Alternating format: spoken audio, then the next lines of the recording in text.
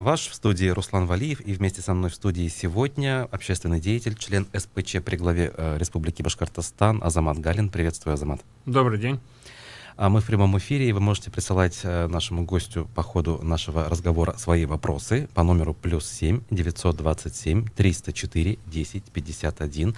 Кроме смс-ок, отправляйте сообщения в мессенджере Telegram и не забывайте подписываться. Также смотрите нас в Фейсбуке и на Ютубе.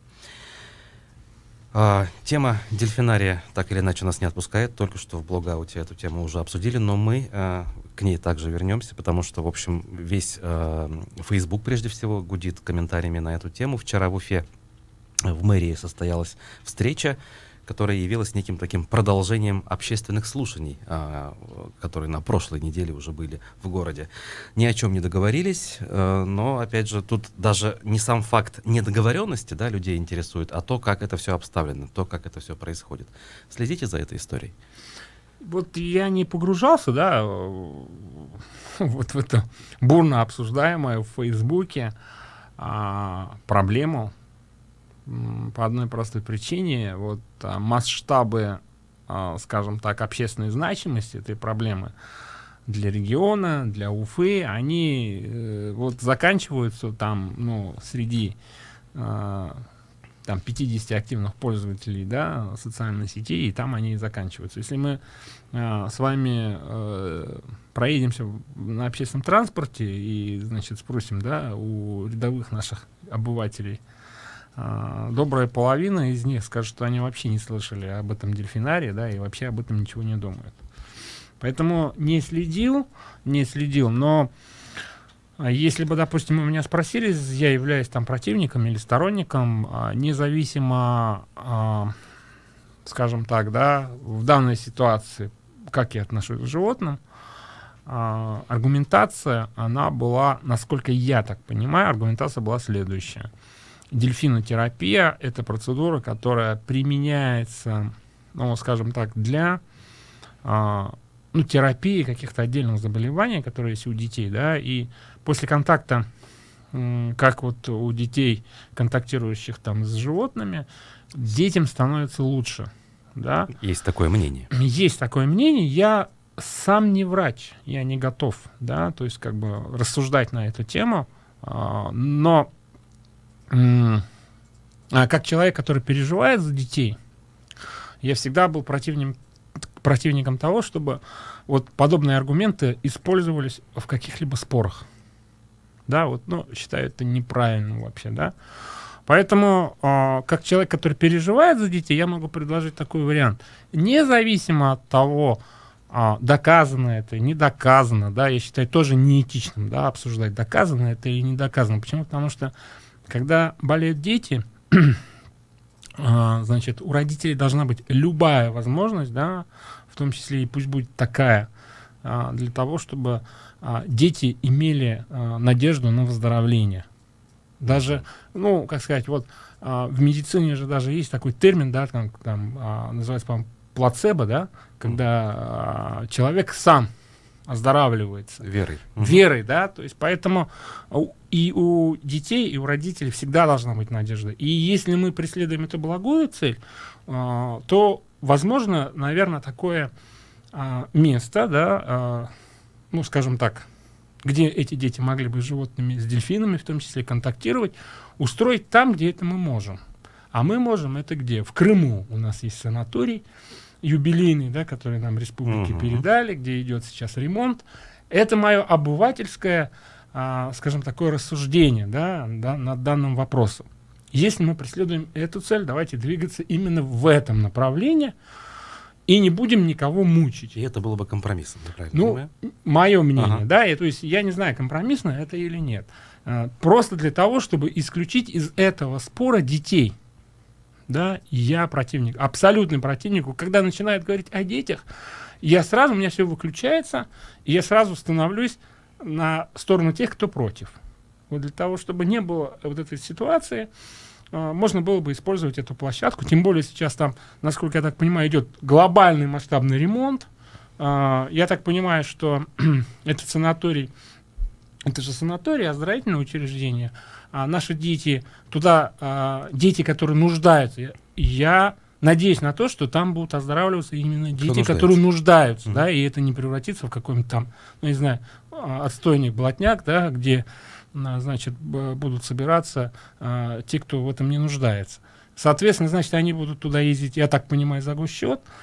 Ну, и мы могли бы, наверное, сделать там небольшой бассейн, да, тем более там, ну, как сказать, Черное море, Мгм. и, возможно, и дельфины бы, ну, вот, не страдали, не знаю, да, то есть, как бы, по крайней мере, из своего опыта я был в нескольких странах и видел эти дельфинарии, в том числе и в европейских странах, и у нас в Геленджике, да, дельфинарий есть, я тоже там был в свое время. Но могу сказать одно, что народу там всегда много, Мгм. то есть, как бы, да, везде, где бы я ни был, народ всегда там много. Да, действительно, дельфины очень активно контактируют с детьми, дети с ними плавают в бассейне и рисуют даже, да, то есть, как бы, ну, почему бы и нет, с одной стороны.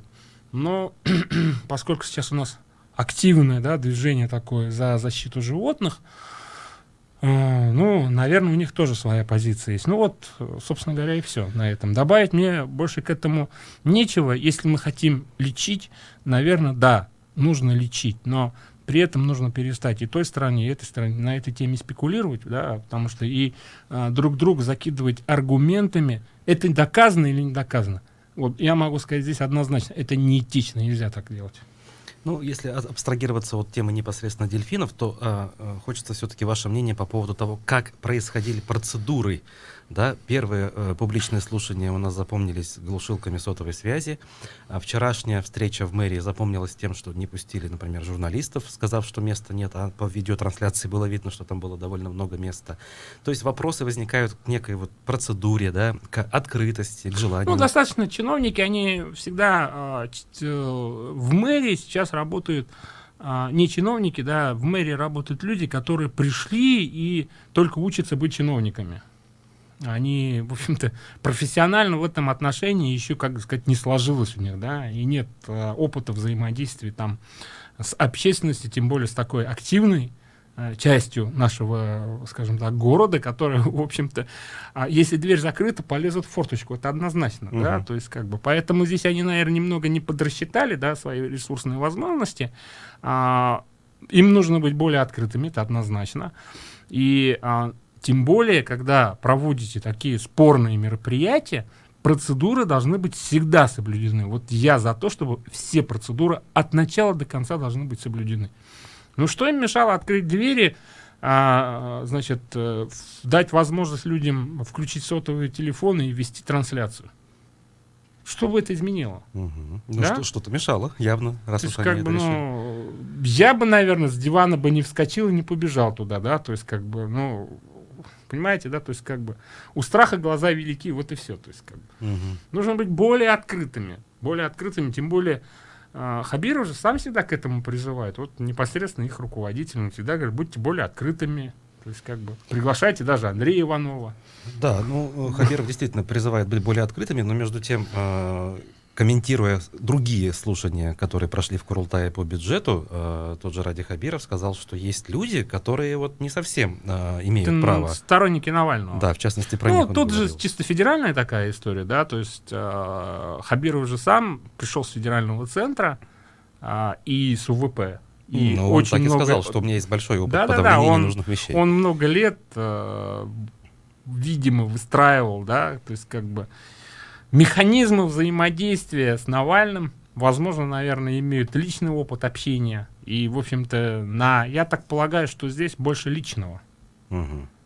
чем того, что относится к нашей внутренней политике. Ну, в общем-то, может быть, да, личные какие-то конкурентные даже отношения с Навальным, но есть ведь конкретно жители и граждане республики, города Уфы, которые приходят и хотят высказаться. Ну, я про Лилию Чанышеву. Ну вот здесь я Можно ли не обобщать? могу, да, вот Правильно ли? не могу здесь комментировать, да, правильно, неправильно. Здесь, скорее всего, личные, да, у каждого там политика есть какие-то личные, да, то есть симпатии или там неприязнь по отношению друг к другу. И здесь очевидно, что это чистая эмоция, ни та сторона, ни другая сторона У Чанышева, если не ошибаюсь, это был уже не первый опыт выступления на бюджетных слушаниях. Предыдущие разы удавались. Причем. Да, она предыдущие разы тоже приходила и там что-то выступала, и ясно, что в медиапространстве предыдущие выступления вообще никто не заметил. А здесь, ну, судя по Инстаграму, он в топе, да, то есть как до сих пор. То есть как бы вот этот сюжет... Причем в таких неполитизированных даже аккаунтах. Да, он разлетается и со страшной скоростью. Да, они, возможно, здесь сыграли в плане, скажем так, да, пропаганды, что ли, да, вне региональной, да, как бы истории. То есть как бы они получили определенные, как бы, наверное, медиабонусы. Но ведь этому способствовали и помогли власти. Ну да, накачивать протестом, это очень нормально, да, то есть как бы власть для этого нужна, чтобы накачивать кого-то протестность, да. Ну, в общем-то, как сказать, их личные взаимоотношения, даже с точки зрения вот какого-то объективного анализа, да, он вообще не поддается анализу, поэтому здесь надо лично у них спрашивать, да, то есть как бы почему так. Ну вот, сказал руководителям глава региона, что вот, ну не будут они здесь присутствовать в нашем политическом пространстве. Но между тем, тот же Ради Хабиров осудил и то, как действовали сотрудники, действующие Курултая. Ну, абсолютно верно. Это то, о чем я говорю. Процедуры должны быть всегда соблюдены. Прежде всего, это процедура. И вот здесь, если он об этом же говорит, да, то есть как бы вы соблюдаете процедуры, нет проблем. Если абстрагироваться от вот присутствия Лилии Чанышевой и этого эпизода, вообще, как таковые вот эти слушания, на ваш взгляд, они вот насколько уместны, что ли, насколько оправдано их существование на сегодняшний день? Вообще какая-то бестолковая процедура, на мой взгляд, вообще абсолютно. Такая вот пронизанная формальностью, да, и, в общем-то, ну вот представьте себе в городе, в миллионном городе провести слушание в зале, где 500 там, по-моему, мест. Угу. Да? Ну, пусть будет, ну да, не меньше, около того. То есть, вот что мы вообще хотим? Ну, должны прийти заинтересованные люди и высказаться, наверное. Хотим услышать их. И ну вот, то есть, решению. да, во-первых, большая часть города и не знала о том, что там будут проводиться слушания. Угу. И это говорит о том, что ну, грубо говоря, не знаю, миллиону там человек вообще ровно абсолютно до чего, что будет происходить в городе. И где-то вот человек 200, вот им не все равно, да, из этих 210 это пришли сами, остальные 150 их там пригнали. Угу. Для того, чтобы места были заняты. Ну, может быть, потому и приходится пригонять, что у нас люди не ходят. Они ходят почему? Потому что понимают, что это не работает. Ну, вот город, да, и тут миллион человек живет, и 20 человек пришли и устроили, в общем, да, такой шум, что, в общем-то, да, то есть как бы в информационном пространстве. Ну, может быть, с этого и начинается гражданское общество в идеале? Да нет, гражданское общество — это же институты, да, институты, которые позволяют балансировать, да, институты, которые создают механизмы, система сдержек, да, сдержки определенные, да, то есть как бы создают конфликты для того, чтобы, ну, любое развитие без конфликта невозможно. А здесь, ну, какая-то такая формальность, которая, в общем-то, отягощает и саму администрацию. Да, и, они в общем, да, они не умеют, во-первых, с людьми общаться. Вот это показало, да, они не умеют разговаривать с людьми. Это их самая главная проблема. Они спрятались там за высокой трибуной, за высоким столом. Вот они спрятались, и все остальные там сидят, да. И мы пытаемся с ними, вот, ну, попробуйте с нами пообщаться. То есть вот это неправильно в корне было изначально, да. И там вышли 20 человек, и только эти 20 имеют право там что-то высказать. Вот это вот вообще неправильно. Если мы, допустим, 200 человек пригласили, значит, все 200 должны иметь какую-то возможность высказаться. Так же, да? Я бы, допустим, вот если бы я проводил общественное слушание, я бы сделал это так. Вот в Уфе у нас 6 тысяч многоквартирных домов. Вот 6 тысяч многоквартирных домов должны избрать, допустим, условно по одному человеку, который там, допустим, уполномочен прийти и высказать мнение жильцов вот этого дома. Понимаешь? Вот он должен прийти и сказать, вот я за или против. Все. Понимаешь? По данному вопросу. То есть без всей этой демагогии и болтовни. Все. То есть раздали, значит, вопросники, да, то есть как бы внутри у себя дома, у нас в каждом доме теперь есть самоуправление, да, советы МКД есть, да, то есть как Должны председатель. быть. Ну, вот не знаю, как у остальных, у нас это работает. Мгм. У нас даже свой чат есть. То есть, как бы, да. Поэтому, мне Так это кажется... же опять демократия, спущенная сверху, да? Нет, То есть смотри, хочешь, ну, не хочешь, голосуй. в плане... Вот если в плане организации все выстроить, все бы работало. Вот пришли бы, допустим, представь себе, не 20 человек пришли бы, да, там, блогеров, да, а пришло бы какое-то количество избранных, да, из домов, которые реально имеют мнение относительно этого вопроса. Вот они пришли бы и сказали, мы за строительство дельфинария. И попробуйте вы с ними поспорить.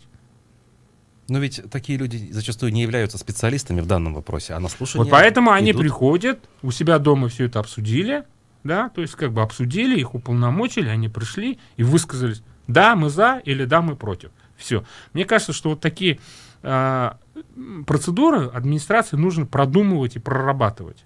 И тогда они бы действительно работали бы, и тогда мы бы действительно узнали бы, сколько человек за, а сколько против. А то так получилось, что вот те, кто против, они, значит, более медийные, да, они блогеры, их больше читают, и поэтому шум получился вот там, из 10 человек получился там огромный шум. А может быть, большинство-то за. То есть мы не знаем. Ну, большинство вообще не имеет мнения, скорее всего. Ну да, то есть мы как бы об этом говорили, да, то есть поэтому здесь вот однозначный вывод, согласен 100% вот с тобой, что Уфа не умеет вообще общаться. Вообще не умеет общаться, им нужно учиться разговаривать. Они вот год уже работают, пора бы уже научиться. Нужно уметь разговаривать. Вот как бы мы ни ругали Хамитова, но вот этот инструмент у него, он был, да, ему в этом не отказ. Он умел разговаривать с людьми, и им тоже надо учиться. Даже у того же Елалова был этот инструмент, он умел общаться. Хотя турникетов понаставил, конечно, в администрации везде, но тем не менее. Ну вот по поводу общения, да, вот у нас есть структура такая Гостранс, вчера тоже вот вокруг нее довольно много шума было по поводу разработки вот этого логотипа и вообще фирменного стиля транспорта Башкортостана.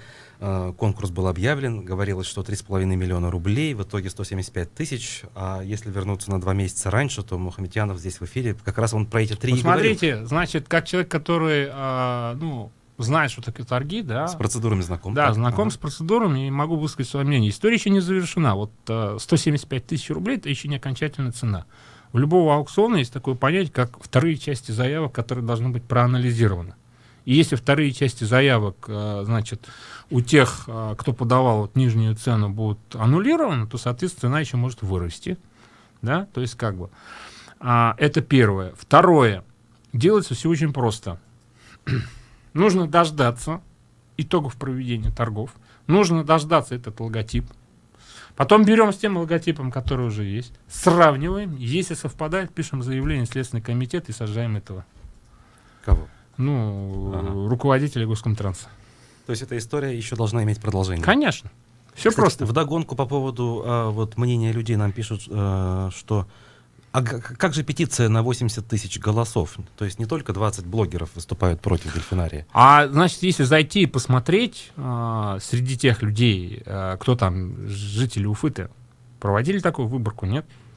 Ну, наверное, большинство все-таки распространяли же здесь среди уфимцев в соцсетях.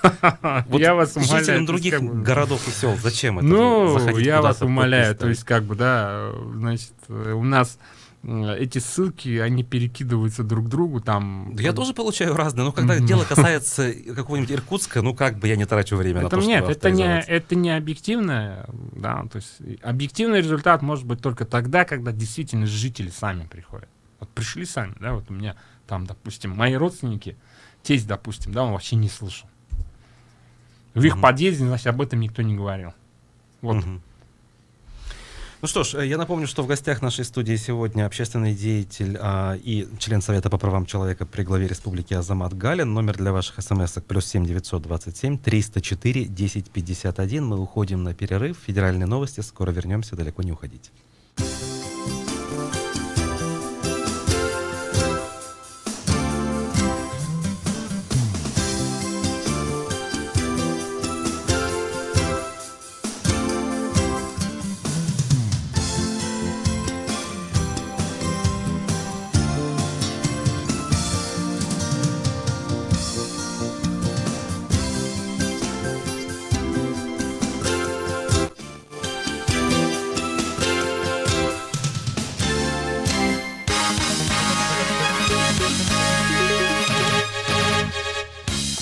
Москве 13 часов 30 минут. Здравствуйте, в студии Александр Плющев. И в эфире выпуск новостей. Сегодня утром в порту Петербурга пришвартовался сухогруз с урановыми отходами из Германии. Ранее сообщалось, что это произошло еще 26 числа, однако повторные сообщения стали поступать сегодня. По некоторым данным, 2 дня сухогруз стоял в Финском заливе. Депутат Законодательного собрания Санкт-Петербурга Борис Вишневский связывает это двухдневное ожидание с тем, что накануне в город приезжал Владимир Путин. Местное издание, газета СПБ, отмечает, что сейчас судно Михаил Дудин пришвартовано совсем недалеко от жилых домов на Канонерском острове. На борту находится партия из 80 контейнеров объединенного гексафторида урана. МВД проверит 3 спектакля театра ДОК на пропаганду наркомании, гомосексуализма и терроризма. Об этом изданию МБХ Медиа рассказал адвокат правозащиты «Открытки» Сергей Бадамшин. По его информации, проверку проводят по жалобу депутата Елены Емпольской. Речь идет о спектаклях «Война близко», «Выйти из шкафа» и «Рейв 228». На последний спектакль в сентябре приходили сотрудники полиции. Тогда они сказали, что подозревают участников спектакля в обороте наркотиков. Международный мемориал оштрафован на 600 тысяч рублей за один день. Об этом говорится в сообщении пресс-службы движения. По ее данным, штрафы назначены 2 протоколами за отсутствие маркировки иностранного агента в Инстаграме и на сайте. Мемориал напоминает, что сумма штрафов за немаркировку достигла уже 2 300 000 рублей. Олимпийский комитет России сделает все возможное, чтобы российские спортсмены выступили на Олимпийских играх в Токио под своим флагом, заявляет глава Олимпийского комитета Станислав Поздняков по итогам Олимпийского собрания ОКР. В нем принимали участие представители спортивных федераций и других организаций членов Олимпийского комитета, а также известные тренеры и спортсмены. По словам Позднякова, главным итогом собрания стало то, что подготовка к Олимпиаде в Токио продолжается в штатном режиме. Дорогих машин в России становится все больше, а налогов с них платится все меньше. Об этом пишет РБК, ссылаясь на исследование организации «Финэкспертиза». По ее данным, на налоговом учете в России резко сократилось число машин стоимостью дороже 10 миллионов рублей. В организации полагают, что их регистрируют на многодетные семьи или организации. Кроме того, ранее Минпромторг сократил перечень автомобилей, которые облагаются налогом с коэффициентом 3.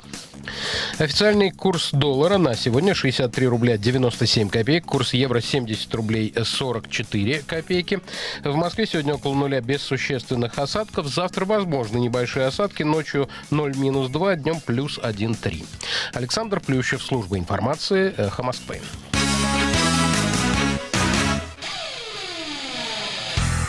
Первый трест представляет «Мои правила, мое время, моя жизнь, мои привилегии». Клубный дом «Соты». Отражение вашего успеха. 222-0111. Застройщик ООО «Селена». Проектная декларация на сайте 1трест.ру. Я, Геннадий Малахов, считаю, что в любой ситуации нужно сохранять спокойствие. Особенно, когда в аптеках «Фармленд» такие скидки. Запомните, весь ноябрь в аптеках «Фармленд» скидки до 50%. «Фармленд» – аптека доброго здоровья. Возможны противопоказания. Необходима консультация специалиста. Подробности об организации акции, правилах вместе и сроках ее проведения узнавайте у сотрудников аптек «Фармленд» и на сайте farmland.ru. Телефон рекламной службы «Эхо Москвы» в Уфе. 216 35 99. Будет реклама, будет и эхо. На то мы и партнеры. «Эхо Москвы» в Уфе и общественная организация «Берзямлек» представляют рубрику «Говорим по-башкирски». Кровь. Куан. Измазанный кровью. Куанга буялган. Измазанный кровью. Куанга буялган.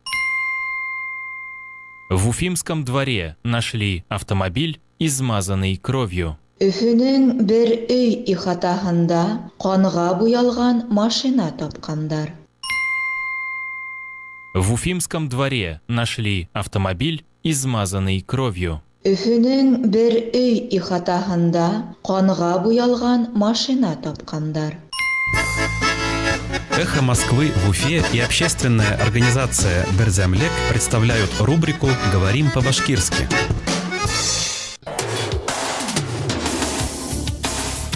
Персонально ваш. Продолжаем программу «Персонально ваш» в прямом эфире «Эхо Москвы» в Уфе. У микрофона Руслан Валиев. Вместе со мной общественный деятель Азамат Галин.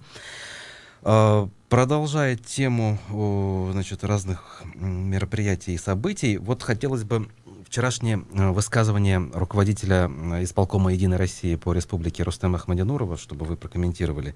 В частности, он сказал, что партия «Единая Россия» начала уже процесс некого такого обновления и планирует избавиться от членов с негативной репутацией, для того, чтобы партия вновь зажила новой жизнью, приобрела вот некий импульс к новым выборам. Вот как вам вообще эта вся история? Насколько это полезно? Насколько это вообще имеет право на жизнь? Вот как член партии «Справедливая Россия», да? Это новая деталь. Да, то есть как бы комментировать вроде бы, да, высказывание члена другой партии, наверное, не совсем корректно, но тем не менее «Единая Россия», она занимает очень много места в нашей жизни, да, и пройти мимо этого события никак нельзя. Хорошо, что они признают, что в партии есть люди с негативным, как бы, да, ну, с токсичной, да, какой-то истории. Это очень хорошо. С другой стороны, вот каковы, да, критерии, да, то есть определение, вот, ну, скажем так, наличие или отсутствие, да, вот этого, как бы, негативного, да, там, негативных, как бы, это уголовное дело должно быть на него возбуждено, или они у себя там на партсовещании решают, вот ты плохой, мы тебя исключаем. Это второй момент. А третий, помните, мы с вами обсуждали, по-моему, даже с вами обсуждали инициативу Толкачева о том, что они планируют до конца года довести количество членов партии «Единая Россия» там чуть ли не там до скольки-то тысяч человек. Помните, такое? Да. Было такое. И как раз тогда я говорил о том, что вот, что да, мы качественную составляющую смотрим или количественную составляющую нам нужно. Вот поэтому здесь вопросов, конечно, много, но говорят о том, что ну, источники самой партии говорят о том, что внутрипартийные дискуссии становятся более открытыми и становятся более жесткими. И начинают звучать разные, да, риторики внутри, да, дискуссии там. И поэтому я думаю, что, наверное, партия прежде всего начнет избавляться именно от тех людей, которые жестко критикуют саму структуру и систему. Это полезно? Или это так? Но это они хотят сохраниться как партия. Сейчас выборы скоро, в 2021 году, и, в общем-то, партии нужны какие-то новые установки, нужны какие-то новые идеи. С чем они пойдут на выборы, непонятно, с какими лицами они пойдут на выборы. И вообще вот это же большая проблема. Вот мы очень много критиковали Хамитова за то, что, в общем-то, не происходит, да, очищение, скажем так, условное очищение системы госуправления от людей, которые, в общем-то, находятся в системе там 20 лет, 30 лет, ну, неважно, да, то есть как бы. И сегодня мы можем посмотреть и увидеть, что та же самая проблема, она, в общем-то, и есть и у Хабирова.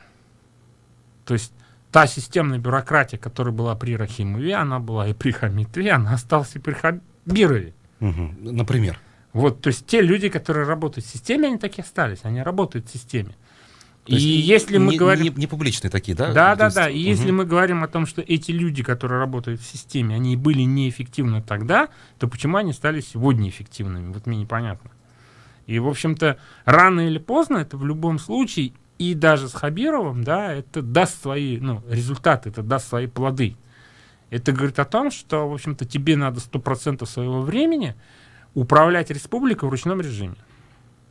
Каждого сидеть, каждого подгонять, каждого тыкать, да, то есть как бы и только так. Если у Хабирова хватает ресурсов, воли, сил на все это, пожалуйста, ради бога. То есть как бы можете работать с теми, кто вот еще там со времен Наполеона сидит да, в коридорах власти. А вообще как бы мы изначально все выступали за обновление. За внятную, понятную систему отбора кадров, за обновление. И мне кажется, любой партии бы не помешало в том числе, да, наличие какой-то понятной системы обновления ресурсов, да. Ну вот попытка назначить Андрея Назарова премьер-министром, и Ахмадинуров вчера в том числе, в общем, заявил, что партия намерена его выдвинуть именно на позицию премьер-министра.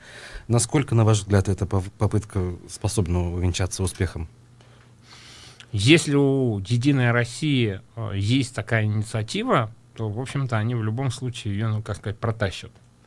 Другое дело, а нужно ли это самому Назарову нести вот это вот бремя ответственности за то, что, ну, вот, очень было много инициатив, и Но ведь он в уже том числе- фактически это в том, делает. в том числе по экономике, да, очень много было инициатив, но, к сожалению, мы же должны анализировать по объективным показателям. По объективным показателям, критериям у нас же все равно вот тот спад, который был, он же, ну, тренд сохранился. Понятно, что это общая, как бы, российская, да, история, но некоторые регионы же сдерживают, да, в том числе и наши соседи, за которыми мы постоянно гонимся, да, бежим, они сдерживают.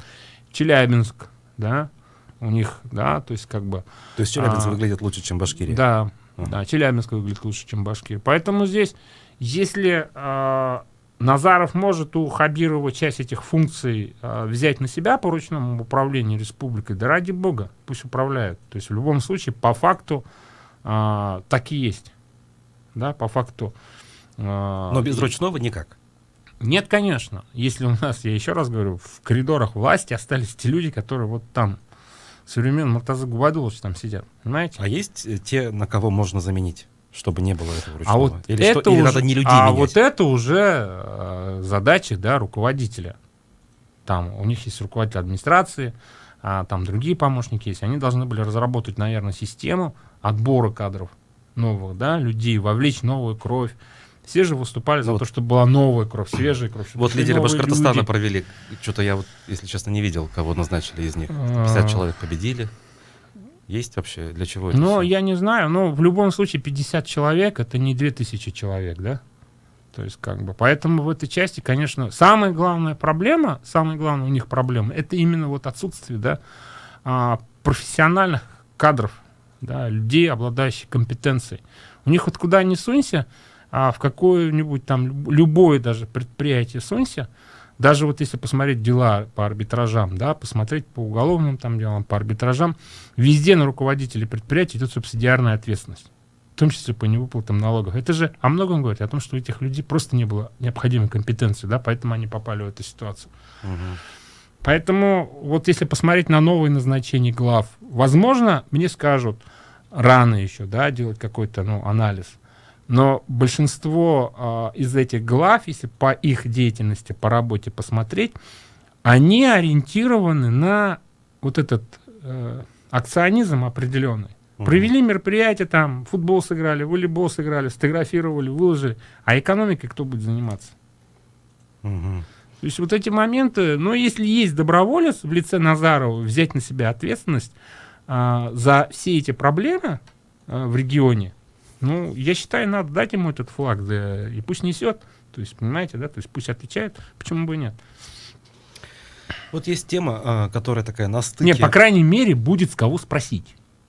Да, у нас же всегда возникает большая проблема с тем, а кто виноват, кто будет за это отвечать.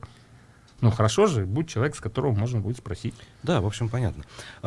Тема на стыке межрегиональных и таких вот федеративных, что ли, отношений. Это строительство завода по утилизации опасных отходов в Камбарке, в соседней Удмуртии. Вот по мнению того же Ахмадинурова, в общем, это неплохо, да, и можно с этого каких-то плюшек поиметь, там, каких-то федеральных субсидий на строительство социальных объектов. Вы, как человек, который все-таки занимаетесь часто и экологическими делами, как это все оцениваете?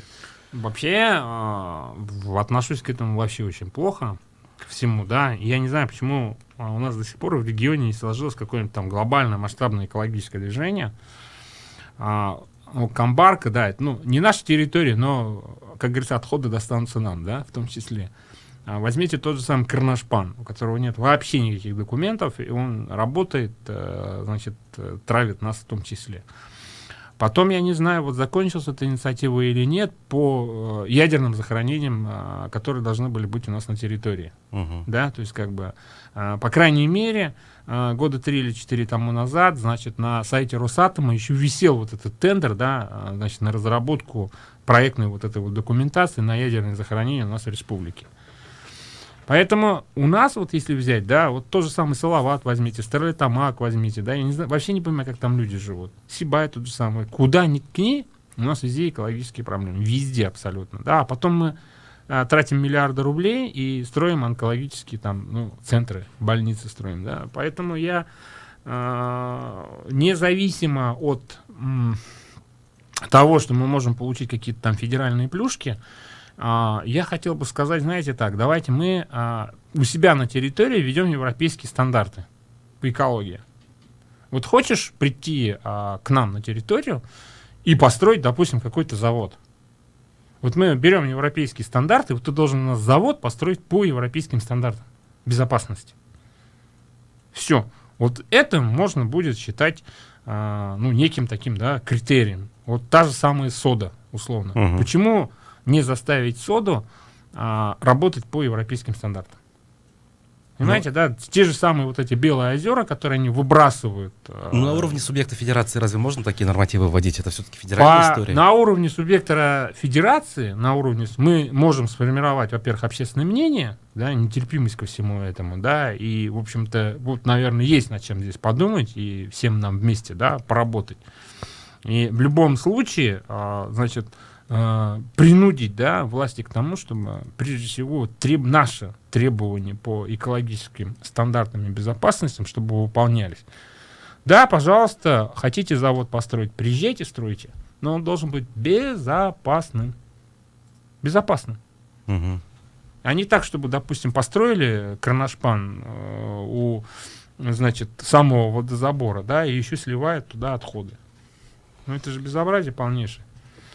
Вот ряд сообщений к нам поступает от слушателей, но это такие конкретные жалобы в адрес СПЧ, прежде всего, да, тут история, например, с ремонтом, ремонт подъездов, бросили лавки, срезали, сдали металлолом, пятиэтажка, история конкретно из Зергана. Все, что связано с обращением в СПЧ, граждане Российской Федерации имеют право через средства массовой информации обращаться, поэтому я просто предлагаю оформить это как обращение гражданина и в установленном порядке рассмотреть, да и ответить. То есть, в данном случае, в любом случае, я здесь присутствую как Азамат Галин, а не как представитель СПЧ, поэтому в любом случае мы его переадресуем. Ну да, надо сказать, что есть для этого, да, и почтовый ящик общий.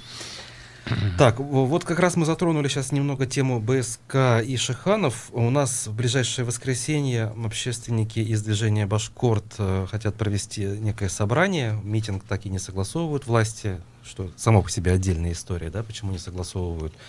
Вот на ваш взгляд, как это вообще история? Насколько она способна привести к каким-то изменениям? Ведь та же власть, руководство, Ради Хабиров говорят, что решение принято. Вообще, мне кажется, что начало разработки и вообще сама разработка, да, вот этих Шиханов может стать началом достаточно серьезного кризиса, в том числе политического кризиса. Мне кажется, что никто всерьез не воспринимает возможные последствия. То есть имеете в виду заезд техники, да, вот это конкретное? Да. Ага. Никто всерьез не воспринимает последствия. Наверное, никто это всерьез и не будет воспринимать, пока там не начнутся какие-либо активные действия, да, по разработке. Когда они начнутся, наверное, мы все сможем, да, то есть понаблюдать за тем, как все это будет развиваться. Повлиять на этот процесс мы никак не можем. Эта история, она закрыта уже. То есть, вне зависимости от того, что бы мы ни предпринимали, они будут рубить лес, они будут там, документарно, точнее, да, готовиться к тому, чтобы идти. Документарно они готовы, судя по всему, и лицензии у них есть, и лес уже можно рубить. Поэтому нам остается только наблюдать в данной ситуации. Та инициатива, которая от движения «Башкорт» исходит по поводу того, что они там собрание, там не собрание, я могу сказать одно, что лидерами этого движения они стать не смогут. Движение по защите. Да, они не смогут стать лидерами этого движения. Но ведь нет фактически лидеров, как говорится, святое место пусто не бывает. Да, потому что Башкорт — это все-таки сугубо такая, национальная тема, да, то есть вроде бы. Да, то есть сугубо национальная тема, а они не смогут выйти над этой, да, то есть историей. В общем-то... То есть другие защитники их своими лидерами не признают? Да, в числе, ну, скажем так, активистов, да, по защите присутствуют же не только башкиры, да, очень много людей, которые, в общем-то, ну, как сказать, другой национальности, это раз, два. Очень много людей, которые не живут у нас в регионе. Из Москвы там и так далее, и так далее. То есть, как бы вот, когда, видимо, вот это все начнется, тогда уже и будет понятно. Но ясно одно, что будет очень серьезный кризис. По крайней мере, мне это так представляется. На дворе не 60-й год. Понимаете? Угу. Поэтому здесь будет очень сложно. И? Но вот мнение Марса Гилязовича Сафарова, вот мы же об этом тоже говорили, еще когда только вот, еще тогда про Таратау говорили, да? Значит, Марс Гилязович сказал, БСК нужны не конкретные виды там ресурсов, а БСК надо, чтобы это было по вагончику можно было передать на завод. Это то, о чем я всегда говорил. БСК надо, чтобы вот можно было трос натянуть, и поэтому трассу на завод двигать. Им, когда вот это большое плечо, им невыгодно. Вот и все, понимаете? То есть как... Ну, мы никак не сможем повлиять. На ваш взгляд, вот если представить себе такой сценарий, да, что все-таки не дают ни один шихан БСК, у них возникает не будет такого сценария. Ага. Я к чему клоню? Вот отказ от содового производства в Башкирии, это вообще вот насколько реалистично, насколько это приемлемо для экономики, для города Стерлитамака, если представить себе такой вариант развития? Как могло бы быть, если бы там общество могло отстоять? Отчисления в региональный бюджет с каждым годом падают. Изначально отчисления в региональный бюджет, если я не ошибаюсь, составляли порядка 15 миллиардов рублей. На сегодняшний день, за прошлый год, БСК в бюджет региона выплатила всего порядка 3 миллиардов рублей. То есть, видите, да, то есть, как бы, насколько вот это вот отчисление в региональный бюджет падает. Если же БСК становится и останется без сырья, допустим, такой вариант, то, соответственно, я вот здесь не вижу ничего катастрофического, да, то есть как бы нужно будет вложить энное количество денег и, значит, перемодернизировать это производство. Или перенести его, допустим, из Стерлитамака, там, в Белорецк или куда-то в другое место. Но это же все вопросы организации, это все вопросы денег, да, экономики и так далее. Поэтому мы зачастую просто преувеличиваем значение всего. Да, то есть значение емкости вот этого производства для того же Стерлитамака. К сожалению, мы не акционеры. Да, то есть как бы уже. Вот часть вопросов хочу озвучить, которые от слушателей приходят. К сожалению, это именно часть вопросов. Куда-то они пропали, видимо, технические проблемы. Вот по поводу приюта в Архангельском районе, который закрыт, ваше мнение как жителя, по сути, Архангельского района? Подождите, мы же направляли запрос. Это же было, это уже обращение. Мы должны были направить запрос, и если установленные сроки по ответу на запрос прошли, то, соответственно, нам нужно принимать меры. Этот вопрос уже был. Закрытие галереи «Мирас» в Уфе в пользу музея города Уфы, вот здесь неподалеку, на улице Ленина, на ваш взгляд, это значимое событие, о чем-то говорящее, или это нормальный такой хозяйственный вопрос, ну, как галерея уйдет в другое место, и ничего страшного, музей вот важнее? Вопрос очень сложный для меня, да, я не могу на него однозначно ответить. Вообще, вот я это скользь услышал, да, и почему закрывается, я так до конца и не понял. Если это закрывается под административным давлением, то извините, то есть этого допускать ни в коем случае нельзя. Формально там галерея продлевала аренду, город шел на это, а сейчас срок заканчивается весной. То есть под административным давлением закрывается? Вот давление или нет, сказать не могу, но просто не продлевают договор со следующего срока, с 1 марта. Ну, давайте мы музей создадим в мэрии. Какие проблемы? То есть, как бы, почему нужно обязательно взять и что-то действующее убить и закрыть? Вот не понимаю вообще. Какая глупость вообще. Так, знаете, вот иногда от некоторых чиновников так пахнет Советским Союзом, вот не люблю вообще этот запах. Вот еще у нас тут по поводу деятельности, я даже не знаю, не чиновников уж, наверное, в данном случае ГИБДД совместно с православными священниками проводят у нас, оказывается, освящение именно, да, перекрестков наиболее аварийных, где происходили смертельные случаи. Ну вот как раз надо было, наверное, чиновников мэрии, наверное, туда поставить. Не знаю, насколько, значит, темные силы, да, причастны к тому, что у нас асфальт, и, значит, плохой, да, и освещения нет, и реагентами не посыпают. Причем здесь темные силы, не знаю. Если этот обряд, ну, побудет в чиновниках, да, как вот обращение жителей дома по Менделеева 150, да, дробь какой-то там был, к Папе Римскому, да, и моментально включили отопление. И если это также этот обряд сподвинет чиновников к тому, что они там наведут порядок, ну почему бы и нет? Возможно. Возможно ли изменение вот в этом менталитете, что ли, да, внутреннем и во внешних его проявлениях среди нашего чиновничества? Или это должны быть другие люди? Это должны быть другие люди. Вот то, о чем я говорю. Вот люди, которые вот 20 лет, 30 лет сидят, да, в системе, они вчера в были мэрии у нас неэффективны. новые люди. Ну, они вчера были неэффективны. Ну, какая разница, они сидели в других местах.